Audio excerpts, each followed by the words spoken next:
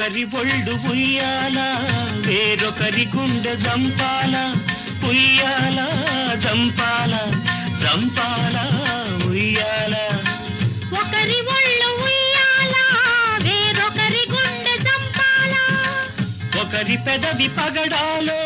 వేరొకరి కనుల దివిటీలో ఒకరి పెదవి పగడాలో వేరొకరి కనుల దివిటీలో పలకరింతలో పులకరింతలో పలకరింతలో పులకరింతలో ఏమో ఏమగునో గాని ఈ కథ మన కథ